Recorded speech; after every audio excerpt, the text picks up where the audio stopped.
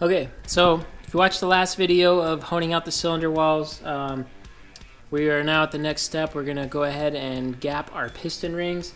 And so I got the piston ring gap tool here, and then got my new set of rings, and then I got the pistons and everything. Now for me, I only have 5,000 miles on this build. It's got Eagle rods, CP pistons, and then we even have ACL race bearings here. And all those parts are good. What ended up going wrong with the car is the valve seals in the head were not seating properly. So just to be on the safe side, I'm gonna go ahead and replace the rings. Last time it did absolutely awesome, and so what I'm going to do is take the old rings off.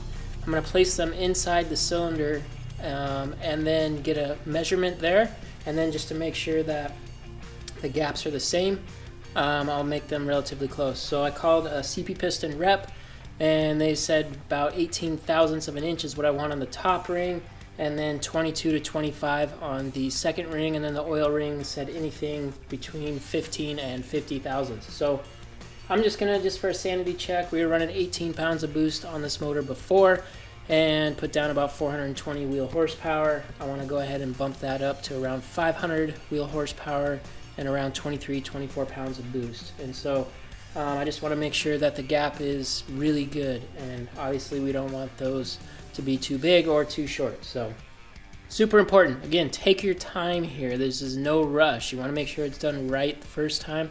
The worst thing you can do is just hurry up and put it together, and then you got to end up, taking it all back apart just to redo it again. So really take your time on this. And so again, what we'll do is take off the rings on here, go ahead and put them in the cylinder wall. I'll get a measurement with a feeler gauge, and then I'll go ahead and gap these accordingly using this piston ring gap tool. Let's get started. Okay, so I got the first top ring off. When you're doing it, putting them on and taking them off is a challenge. You do have to put a lot of pressure on them to try and get them off. They are pretty durable, but again, you want to be careful to try not to, you don't want to break one either. So again, you do have to put a lot of pressure on there. What I like to do to get them off is just start on one edge here, and I'll push this out and I'll pull it off, try and get enough of it out, and then place it on the top of the piston just to make sure it won't go back in that groove. Spin it around.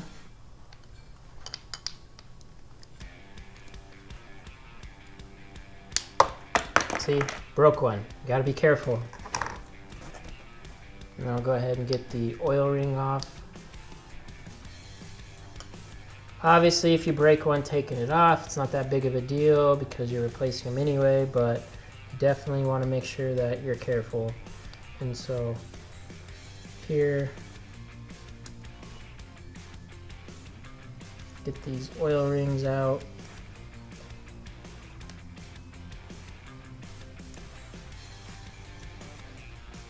These are pretty easy to get out. These don't, very simple. They don't require a lot of force.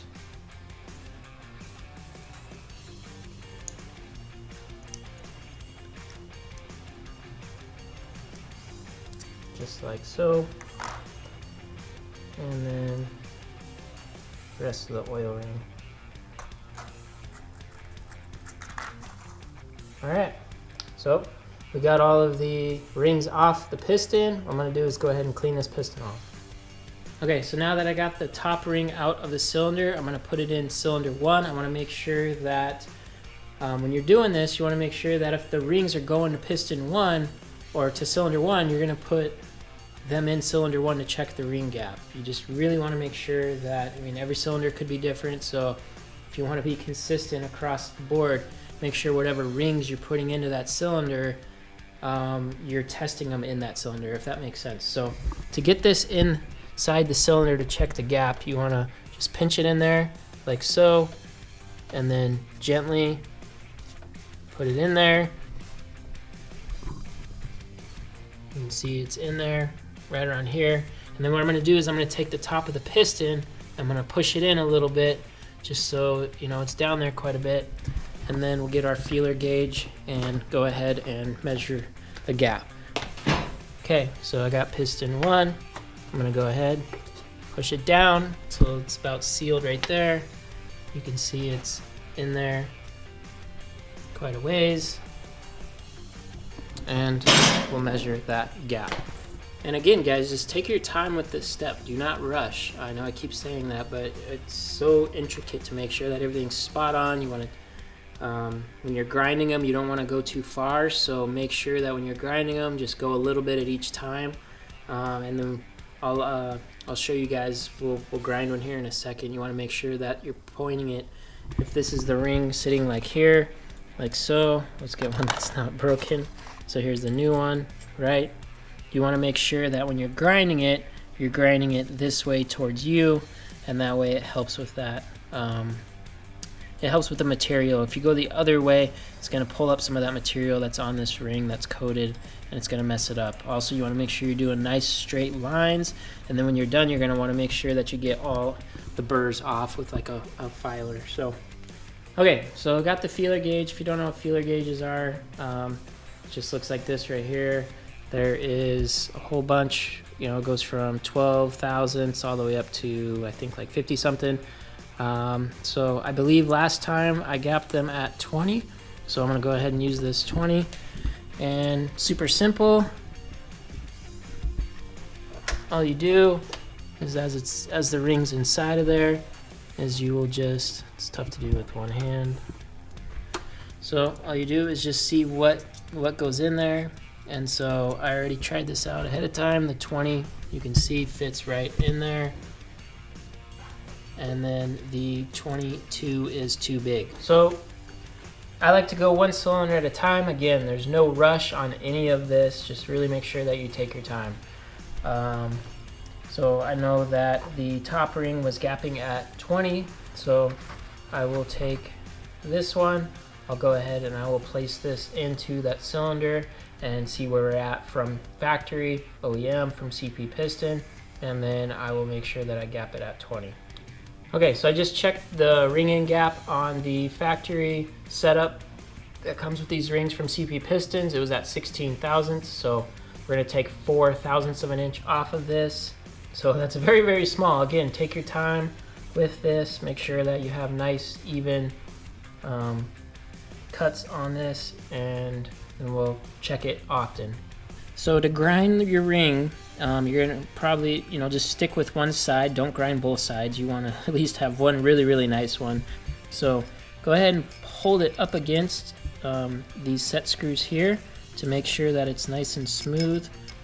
And so set it on there like so, and then you're going to turn this wheel backwards this way. Again, you want to do it towards you and grind off 4 thousandths of an inch in our situation.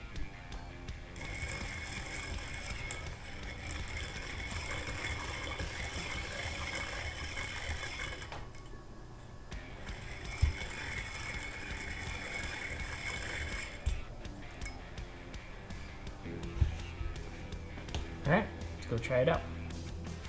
Alright, so just measured this top ring, and so we're going to go ahead and install it. You want to make sure numbers on top, or some of them might have a dot or something like that that tells you which goes right side up. This one in this case has that N200 number on there. Again, be careful. You already saw me break one of those oil rings taking it off. It's just best and easiest. You want to get one side in there, and then just slowly work your way around. So, all right. So now that's that simple. So we got top ring on. Let's go ahead and get the second ring and the oil rings on. Do the exact same thing. Now for this one, the second ring, I want to make sure it's between 22 and 25, and we'll see where it comes from CP piston. Okay, so I just got done gapping the, or checking the gap on the second ring from CP. This one came in at 22 thousandths, and so anywhere from 1 to 2 thousandths of an inch, very, very minute, I'm going to take off of this one. Again, take your time. It's not going to, 1 thousandth of an inch is, obviously, I'll tell you, it's not very much.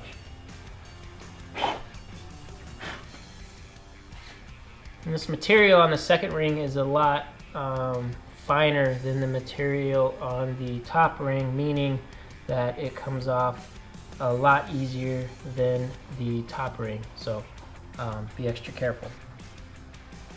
Alright, so I want to make sure there's no burrs or anything like that on there. I think I did a pretty good job on this one, as you can see there. Let's go ahead and double check it inside the cylinder. So just got done checking the second ring. I am at the max tolerance. This one I grinded off a little too much. Again, just like I said, that gotta be careful. So I'm at 25 thousandths. I wanted to be at 23, 24, but again, still within range, so I'm okay, but I'll just be careful moving forward on the next one. So top one is done, the second ring is done, and now check for the oil rings. So you have 2 of those, and I want to make sure that I'm anywhere between 15 and 50, so I'll go ahead and check and see where I am from CP. Okay, so just got done checking the rings, the oil rings from CP Piston, and those are at 24 thousandths, so we want to be anywhere between 15 and 50, so I'm just going to leave these, not grind them. It's good, saves them some time. So next step, all of our rings are gapped correctly. I'm going to clean up this cylinder a little bit and with some brake cleaner, and just make sure everything looks good, and then I'll put the rings on, and then this one will be good to go. Continue on the rest for all 6.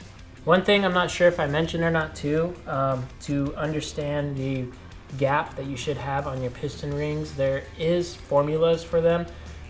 You can find them on, for example, CP Pistons. You can find that formula on their website, plus they'll send it to you when you order the pistons.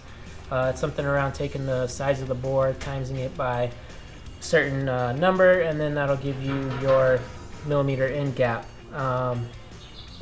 And then you can convert it to inches or whatever. But worst case scenario, you can always call your reps too and just say, hey, this is what I plan on doing. This is the bore. This is the, you know, I'm boosted, or I'm on nitrous or NA or whatever, and then they can make sure that they give you the correct in gap as well. Go ahead and clean up all around the piston and just make sure that get some of that carbon buildup off. And when I install the rings, I want to start with the bottom ones first, so that way I'm not trying to fight to put the other ones on top. So go ahead and start cleaning off the carbon on this piston. So the bottom rings are your oil rings. And when you place them on, you want this to be in the middle of these 2 rings. So what we're going to do is put this one on first.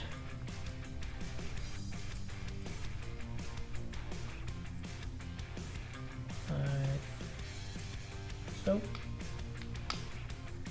we got that one on, and then we will put one of these on the bottom and one on the top.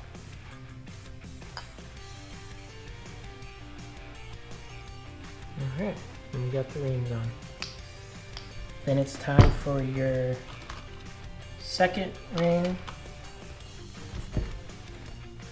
This one's probably the hardest and most delicate one. You want to be super careful.